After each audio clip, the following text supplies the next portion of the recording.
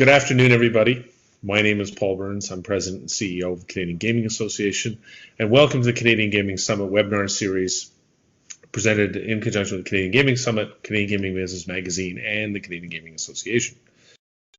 Today, we're here to talk about investing in success with the CGA Academy. I'm joined today by Charles Harper, General Manager and Head of North America for the iGaming Academy. And we're going to talk to you a little bit about training in the training environment for the gaming industry right now, and a little bit more about the iGaming Academy's work with the CGA and how training can benefit your organization moving forward. Charles comes with a big history in the gaming industry, actually. Charles was Senior Vice President for Neo Games for their iGaming, sports betting, and iLottery services, and was Vice President of Strategy and Business Development for IGT's Interactive as part of, came in from Double Down, which was part of one of the IGT's acquisitions. But Charles has taken on the task of growing the North American operations for the iGaming Academy, and we're thrilled to have a partnership with them to create the CGA Academy for the Canadian gaming industry.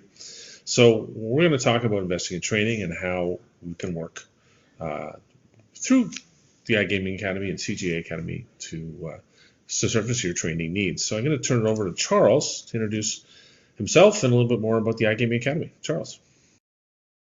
Thanks, Paul. I'm really happy to be here today. A little bit about the iGaming Academy.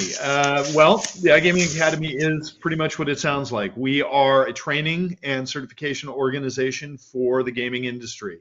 Everything we do really is focused specifically for the industry, whether that's compliance training or job skills training, everything from online sportsbook management to understanding slots. We also do more standard HR training, which would sort of fall under the heading of health and safety. But even those courses are really focused for the gaming industry. We present those primarily as e-learning courses. We find that that's an extremely effective and efficient way to do it. Our courses are, built and improved over time, and we work really hard and work with industry experts to make sure that those courses really do a good job of getting the information out there, but also creating good retention with the employees. So we are just absolutely thrilled to be working with the CGA and to be able to provide some of those courses and the services, as well as build new courses that are much more Canadian specific just for this marketplace. And the CGA, a number of years ago, undertook a needs assessment for training. And we talked to the industry about their training needs. And one of the things that came back was clearly people were looking for cost-effective training. And online training became obviously the topic that kept rising to the top. Not having to take somebody off a floor, replace them with somebody else, put people in a classroom all day. And obviously now, as dealing with the pandemic and things that have changed dramatically for our industry in terms of people not even returning to offices and most of our industry having been closed for the past year. I want to talk a little bit about what you're seeing right now in terms of training needs and how they've shifted in this time and what industries and other companies are doing during this period as they've been pivoting to really reimagine how they do their business. Yeah, it's been a year like any other, and I'm sure everybody's getting tired of hearing people say that, but unfortunately it's the truth that we're dealing with. What we're really seeing now is people really ramping up and preparing for their workforces coming back. And where that gets interesting is there's really kind of three areas of training specific to employees. And one of them is the fact that we've got returning employees who haven't had any training, including regulatory required training for at least the last year or so. So returning employees have training that they absolutely need to get caught up on. A lot of employees aren't coming back. So we're seeing also a large number of new employees who have had generally speaking, no regulatory training. And there's a lot of job skills and even some of that HR training I was referring to that needs to happen. And then the third really is the fact that while everybody's been away, there have been some real changes in the industry with regards to, especially in Canada, with regards to sports betting coming along and online gaming joining a number of provinces. And so there's a lot of job skills training around that.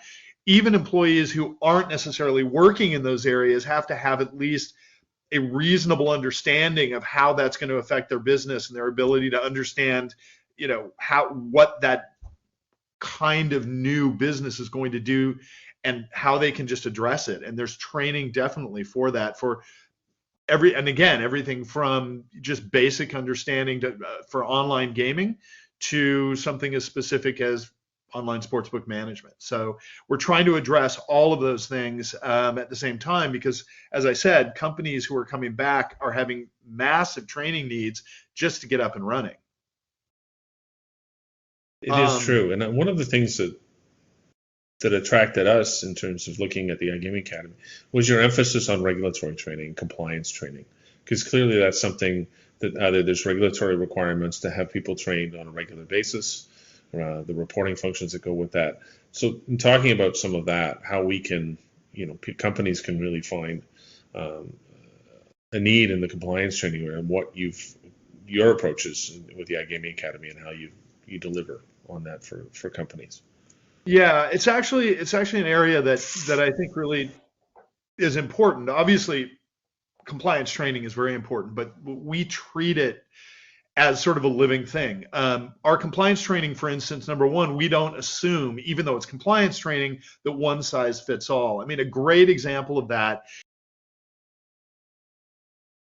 is the new AML course that we've just released. So we have an anti-money laundering course that we've released specifically for Canada, and we've submitted it to FinTrack to get feedback from them. We've submitted it to all of the major provincial regulatory boards, and even the different organizations. We're getting as much feedback as we possibly can. This particular course, though, even though it is a national course and the regulation of this course and the regulations this course deals with are national, we still are treating it on and customizing it on a much more individual basis. Everything from customizing it for specific provincial needs down to specific organizational needs, whether that's a particular company's policies and procedures, adding those as a module onto the existing training, or even making changes to the training itself to make sure that that training is the best possible fit for that organization in that province in Canada. On top of that, and the AML again is a really great example of that. We look at this on a almost quarterly basis to make sure that this training, like all of our training, is kept completely up to date. So for instance, this course already has the regulatory changes that take effect June 30th, I believe it's June 30th, already loaded into it and already there. So anybody who takes this training now will be set for the following year or years. That said, we will continue to look at it though and make whatever changes are necessary, either from a national standpoint or from a regional or even company standpoint. So when you come at this, when a company comes to you and looking for their training needs and say in their compliance department and other pieces, in terms of approach, and as companies are assessing what they have and what they haven't, because one of the things we've heard a lot of in our feedback was that there was certain specific training available, but not gaming related training. And that's one of the things that we've seen the need is gaming specific training, and it's related to the job aspects. But you often, you work with companies in a very active way to help build their needs. Talk about some of the ways you do that. Well, I mean, we look at it initially when we're engaging with a company. We often will actually do a training assessment. So we'll go in and we'll work with them to figure out what training do they currently have, what training are they missing, and try to fill all of those gaps. And in a lot of cases, when we work with companies, it's not that they're not doing the required training, it's that they're doing it in an inefficient way. For instance, pulling 50 people into a room off the floor at a time. That's obviously not very efficient, and the comprehension retention from that kind of a course really doesn't always work very well. Whereas with the e-learning, we not only are able to assess what their needs are, customize the content for those needs, but then also measure how well and how well it's reaching the employees and how effective it's being. And that allows us to, on an ongoing basis, to be able to continue to ensure that the training they're getting hits all of the markers that need to be hit. There are no gaps, and that the employees, and that means all the way up to the leaders of the organization, are getting the training that they need and coming away with the knowledge that they need. The courses, and so looking at the training, and it comes at needs, and if someone's looking at their organization in terms of the levels within the organization, in terms of speaking, being able to address from a frontline employee to a manager, department head, in terms of how to work to build those to suit all the needs. Well, in a lot of cases, training is primarily for frontline employees. However, we look at anything like even this AML course that I was speaking of, or any other kind of job skills course. Obviously, there is the base level where we build a foundation. Somebody maybe is coming into the industry that doesn't understand how slots work, or don't understand what a parlay bet is in sports betting, or something along those lines. So we definitely work to have appropriate levels of training at that level, and that does tend to be the broadest level, or sort of the base of the pyramid, if you will. But as we move up, right, the sophistication of the training goes up as well, and whether that's the managerial level or even the executive level, and we build courses or have courses or customize courses to meet those levels. In a lot of cases, also, we get to a high enough level, say the executive team, where there is a fairly sophisticated level of expertise in a particular subject matter, and it starts becoming more about masterclass level. And in those cases, often we will even move away from e-learning and move to more of a seminar-style training course, where appropriate, where a small group of people want to work very specifically about their organization's needs around a particular subject matter. But the idea is any course that we have is foundational. It includes all of the information necessary for those courses, and what we can do is break that course down, say, by job function or job level. So we mentioned off the top that there's some new things happening in Canada, particularly so it's starting with sports betting. And that's a new opportunity, but also comes a need to understand and new things to learn. So how have you approached, in terms of sports betting education, in your experience? You've done a lot of work in Europe with sports betting online providers particularly. Can you speak to some of the experiences you've had and things that you've learned with your customers through that process, and how you built a full training program to service some of those needs as they from that industry, which is a very mature industry in Europe versus where it is right now in Canada and North America? Yeah, and it is a little bit apples and oranges, because the industry is very mature, as you point out. Sports betting is an example in Europe. So an awful lot of the work that we do really has to do with new employees coming in, making sure that they have all of the foundational knowledge they need. As I said, how are odds calculated? What's the nomenclature around this particular subject matter? But then we jump very quickly to the masterclass level.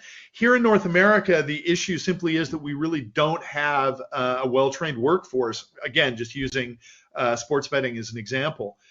The workforce right now, there isn't a broad range to draw from. There aren't people with a lot of experience, and there certainly aren't a lot of multiple layers of expertise, managerial, entry level, that sort of thing. Mostly it's entry level. And so we're addressing that as best we can with classes and courses that speak to that level. But again, our experience in Europe has been that once people get to that level and they have the foundation, it starts becoming a much more company-specific or region-specific training that has to take place, and that's where it has to get a bit more customized. When you get past the entry level and you get to managerial level and beyond, we need to take a look at what are the specific needs for that company or that region. And that's where being able to actually build training around that very specific training really pays off, because here in North America, everything's a little bit of a one-off. It's all very new when it comes to training people in those areas. And there's not a lot of mentors out there who can do that kind of training on within a company, and it falls much more to the training companies to make sure those people get educated in those areas. You've also done courses on behalf of regulators and agencies in helping them deliver and work with their stakeholders in their jurisdictions. Yeah. I think that's something that's we've seen, because a lot of different jurisdictions have different training needs or different requirements. While we're in Canada, there's some things like money laundering where there are national standards, and it's very easy to address. But talk about your work with agencies and regulators in terms of being able to build out their training needs and help service their stakeholders, and something that we see as a real opportunity here in Canada to try and deliver some of that harmonized training across the country. Yeah, we've worked. I think at this point we're working in about 40 different countries. And we do work directly with the governments and the regulators in a lot of those countries. And what they've generally asked of us is to be able to build and provide training that's very specific to their regulations that they can then disseminate out to their licensees or to their businesses or whatever the structure is in that particular country. We've done a good deal of that work. And even setting up entire learning systems for them where they can have people come in, take the courseware, and actually go through certification processes online. In a lot of cases, these are, and this is kind of interesting, these are either countries that don't have a lot of resources, or they're countries that have a great deal of resource, but just need a much more focused process. And they've asked us to come in and actually build that process out. We've had a great deal of success with it. And by success, what I mean is that when those regulators then go out to the industry and they do audits and such, the ability to very easily get reports on all of these employees have been trained, here's a listing of when they were trained and everything else, is extremely helpful for them, and it helps streamline the whole process. But also, aside from that, we find that they levy far fewer fines when there is a formal training process that they've presented to the marketplace that people can actually follow through and get their certifications through. So it's building out these entire systems is something that we've done, and for that matter, we've also just created a lot of content for existing systems as well. Often they have a way to disseminate it out. They have a way to provide the information. They just need the training to be built for them, and then distributed, and most importantly, tracked.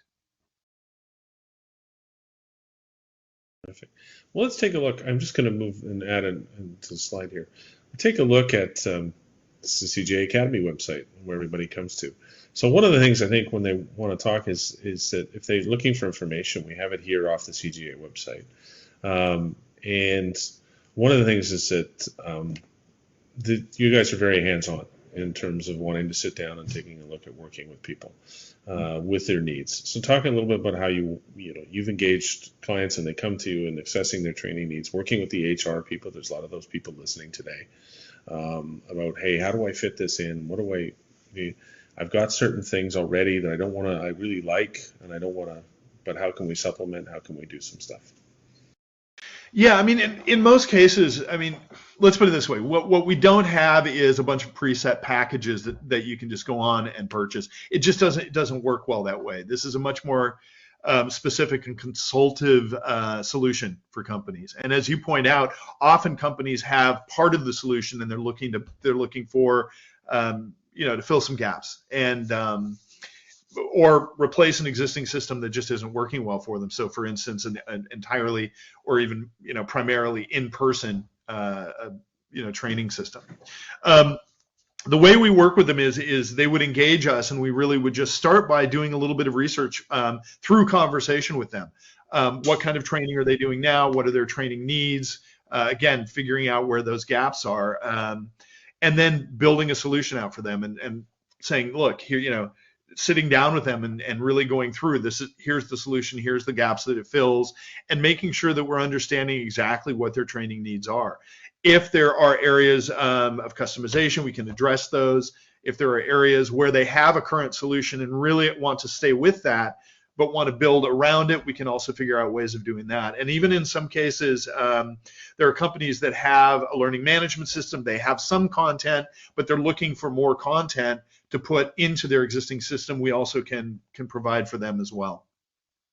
So again, it's really more of a custom solution for every individual company that we, or I shouldn't even say company, every existing organization that we go and speak to. I want to just move to show some of the course listings we have here. And there's some in compliance and vocational, and some of the jurisdictional things that I contend are a little bit aspirational on our part in wanting to work with agencies across the country in terms of what the type of training that we can be able to deliver.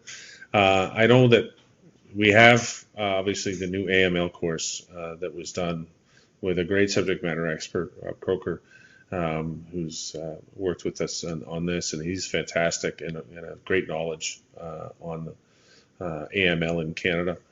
But speak to some of the others that you highlight, and maybe what's coming in terms of as you expand your shift to North America. It's predominantly been a lot of online business in Europe. You're dealing with the land-based business, and you're bringing the subject matter experts to enhance some of the training programs. So if you give us a bit about that before we move to a Q&A. Absolutely. You mentioned Rob Croker, who did such a phenomenal job with the Canadian AML course. He also, for that matter, just finished authoring our US AML course as well. He's just really an outstanding subject matter expert. We look for subject matter experts like that, as I mentioned early on, to make sure that our courses are not only well built from an instructional design standpoint, but also that we want to make sure that we are covering all of the information in any particular subject, and from an operational standpoint, right? Theoretical knowledge is great, and in a lot of cases it is important, but operational knowledge and actually having training on how to make something work is much more important. So another example would be we are about to release some responsible gaming courses, and we've done this in conjunction with the International Gaming Institute at UNLV. We went to them because, quite frankly, they are considered the number one learning institution for responsible gaming in the world, and so we approached them and partnered with them to create these e-learning courses. Other areas, we also are working with the Emerging Payments Association on some courses around payment card information security and credit card fraud prevention, things like that. So again, we're going really, when it comes to payment courses, we've gone directly to the best subject matter experts we're able to find. And in the case of payments, we've gone pretty global with that one, and really are talking to people and have subject matter experts weighing in from all over the globe, as well as all over the country. Something I do also want to mention is when I spoke before about our health and safety type HR courses, sexual harassment, equality and diversity courses, things like that. Again, some of the complaints that we got from conversations with gaming companies was, we have training for things like that, but it's really not aimed at us. It's office environment kinds of training, and most of our employees don't work in an office environment. So we've created these same trainings, but again, very specifically for gaming organizations and for the kinds of environments that those organizations actually have.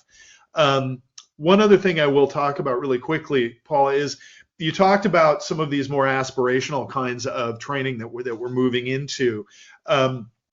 One of the things that we do a lot of in Europe would be roughly equivalent to VLT training or retail training for VLTs or routes, or depending on where you are. The nomenclature could be a little bit different, but we also do provide training to massive numbers of retail locations, for instance, on basically training for content. For instance, a lottery would want their retailers to be trained on the different types of games, or even on how to use the equipment itself. And so we also do those kinds of training as well. So, obviously we've done a good deal of it in Europe, and there may be opportunities to do more of it as well here. Oh, for sure. Hopefully that's the case. Well, I want to get to questions, but I'll just give you a chance one last time to anything left you would like to say in terms of people looking at their training needs right now, especially in this post-COVID environment as people come back to work, and the importance and need to continue to keep that workforce trained. Yeah. Yeah, I mean, the one thing that I would say is that the organizations who are going to be best set to come back are the ones who are going to have their people trained as they come back, as opposed to training them after they come back. With e-learning, there's an opportunity to do that. If you know your employees are coming back and you know who they are, you can assign training to them to be finished. Well, really, whenever you choose, to be finished when they come back to work, a week after they come back to work, a week before they come back to work.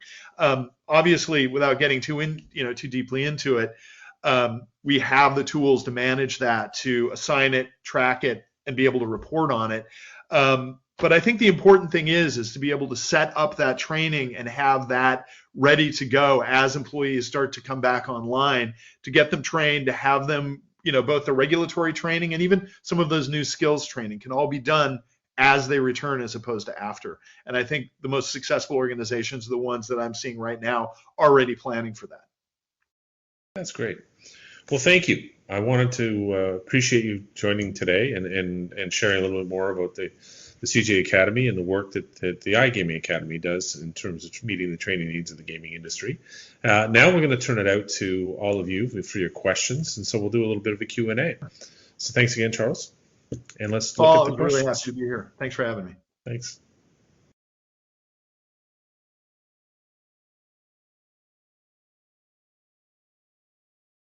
Good afternoon. There we are. So, good discussion, and wanted to, as we get going, just talk about some of the things people can expect when they come into working with iGaming Academy, and in terms of the relationship and how you work with customers when you look at their training needs. So when you walk in the door, start talking to them, how's that going to work? Well, I mean, the way that we normally work with organizations is we'll sit down and actually do a learning assessment. In other words, what specifically are their needs? So we go through a pretty quick but extensive study of, what areas are they in, what areas are they, sorry, a little technical difficulty there for a second. What areas are they most needing training? Where were the areas for employee development? What training is required? For instance, compliance trainings, and put together a proposed solution. And then they obviously can weigh in on that. But the idea is to be able to walk in, do an assessment, and provide them with a viable solution pretty quickly. And one that they can start to work on. The conversation of just walking in and saying, so what do you think you need? Doesn't generally work beyond that point. So I definitely want to walk in and ask people what it is they want or what they need, but then also, help them define what that solution would look like. So that really there is a process around that. It's quick, it's easy, and we do all the heavy lifting. But the idea is to have a solution, and a very customized one for everybody that we talk to. Well, that's terrific. But I see there's Chris has a question here. We talked about micro credentials being looked at, and I think that's it's a bit of a new trend. We're seeing that. I know, as we've discussed, the evolution of the CGA Academy and some things. But talk about some of your thoughts around the idea of micro credentials. Yeah, we don't particularly have things in that area right now. We don't have curriculums that have progressive micro-credentials in them. However, when I talk about creating a custom solution, for instance, probably a bad example, but anti-money laundering, the example we've been using through the conversation, for people working in that, we certainly can take our existing courses and stratify them and create levels of different credentials. Now, as far as external credentials, from, for instance, a regulatory body or something like that. Those are things we'd like to work on moving forward. We're not there right now, and we really, quite frankly, haven't been approached by anybody with regards to that. So, but as I said, it's something that we certainly can build out for an organization, and we'll continue to look into. Paul, there is one exception to that, which is the we referenced earlier the UNLV responsible gaming courses. The first course that's coming out is a pretty. I don't want to say intro level, but base level, all employees type course.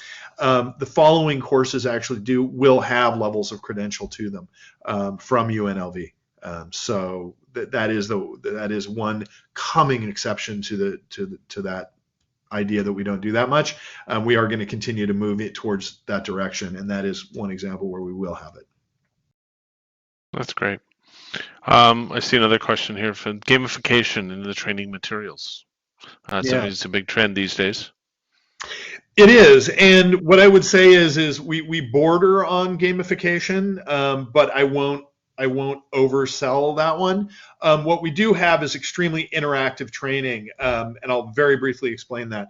The theory behind us having very interactive training is you have to continue to click on things and you have to drag and drop things into the right bin or answer a form of answering questions, and we try to mix that up. And the idea is if you're just sitting and watching a video or materials are just coming through, you tend to just kind of sit back and absorb. And what the problem is, you're not really absorbing. On the other hand, if you're having to be leaning forward, being interactive with the material, in that case, what we find is that you comprehend more and retain more. So I won't say that we gamify, but we do create a pretty high level of interaction, and I'll say bordering on gamification. Oh, that's good. We have some new products, and we talked about AML a bit in the process, and in terms of how that fits into some of the other compliance training programs we have, and what's coming there. Because obviously the AML program we're very excited about because it's compliant with the new regulations coming at the end of April. Yeah. So just talk a little bit more about from that and how. Some of the back end supports, the credential, being able to verify completion, all of those pieces that go with this. Well, it's an old joke, but if it hasn't been recorded, it didn't exist. So the idea is that we track extremely closely every course and every employee going through every course. So for instance, you can go back through and see for any given employee, you can drill all the way down to exactly how they answered each assessment question and the final assessment. Then we also look at that in a more wholesale way. I think I touched on this before, to make sure that our materials themselves are making sense and eliciting the kind of learning that we're looking for. With regard, the other thing is we do have completion certificates. So every employee who has completed a course and hit the right level of assessment, meaning there is a passing level, which again is set by the organization. If they've hit that, they actually get an electronic version of a certificate that they can print out. And then for any organization, for instance, AML training, all of the employees who have taken their AML training, you can print that report. So if you were in an audit, for instance, and FinTrack was there and said, show us that everybody, within these job functions has taken their AML training, you would literally be able to just pull it up, click on it, print the report, and hand it to them or send it to them or however they want to get it. But the idea is all of that is tracked on an ongoing basis, and it would show, completion dates and everything else. So again, we track everything that happens within the LMS in the courses, but for the purpose of either those organizations being able to report on it, but also make sure that their people are getting the training they're supposed to get. Great. I see another question from Chris about the average time frame for delivery on courses, and if customized, will it be adjusted accordingly? Yeah. So Yeah, the average time frame to delivery is, I mean, honestly, to some degree, really dependent on the organization themselves. We can create the branded LMS, load all of the employee accounts into it, and get that up and running, and then assign the courses to those employees and put in the LMS for that organization. Usually in the course of, a couple of weeks is pretty safe. Now, customization, it really depends on the level of customization. If it's a matter of just adding some branding for that org into the courses and maybe making some textual changes in the courses, adding some policies and procedures, or just changing some things around, that really doesn't take any long, and it might take a bit more time than those 2 weeks, but we'd be talking maybe another week or two, not months to get that delivered. So we can move pretty quickly on those things. And do you host on client servers or your own in terms of access and how you build portals for companies and how that's done? Yeah, it's I'm going to over genericize here because I'm not a technologist, but it's a cloud service basically. So it is not inside of their firewall per se. It is not on their servers. We don't need to take up space for that. We host it effectively in the cloud. It is extremely secure, and as I said, every employee has their own login and password. And the only people who can see those employees are the people who've been given permission above them. So think of it as a pyramid. This set of managers can see these managers who have these employees, et cetera, et cetera. But yeah, the setting up of that is all independent, and it's effectively software as a service. I will say that it does allow for a good deal of flexibility, meaning it makes it very easy for employees to take their training anytime, anywhere. They don't have to be at work. They don't have to be inside of that environment. They configured for mobile devices too? Absolutely. It really is any browser-enabled device, and how can I say this? It's dynamically sized. So if I'm looking at it on an iPhone versus a tablet versus a PC or a Mac, then the experience will resize for that. So it's not a whole lot of scrolling from one side, scrolling to the other. It'll resize appropriately. Fantastic. Yeah. Well, as we're almost coming up in the last couple minutes, we want to thank everybody for joining us. And I don't know if, Charles, you have any parting comments or wisdom we want to share with everybody before we go, but I want to thank you again for participating and talking more about the CGA Academy, which we're very excited about, and how we're just getting going. So lots more to come. Yeah, the only thing I'd say is if you are interested, go to the Canadian Gaming Association website.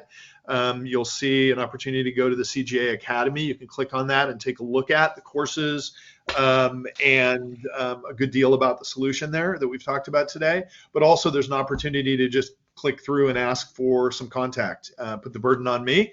If you want to talk more about this, more than happy to do that. You can just make a request there and I will get hold of you. And we'll get a little bit of information out to everybody who joined us today about the Academy. So you have something to refer to because we have your email list. So we will send that out post event today. So look for that in the coming days. But again, as we're coming up on our time, I want to thank Charles for his time today, and thank you all for joining us. As you know, we have Canadian Gaming Webinar Series will continue in the coming days ahead as we lead into this year's virtual Canadian Gaming Summit, June 9 and 10. Well, we'll have half day of programming each day, so lots more to come from this. So stay tuned, and thank you all for joining us, and we appreciate you being with us today. Thanks again. Thanks for the time, and Paul, thanks for having me. Thanks, Charles.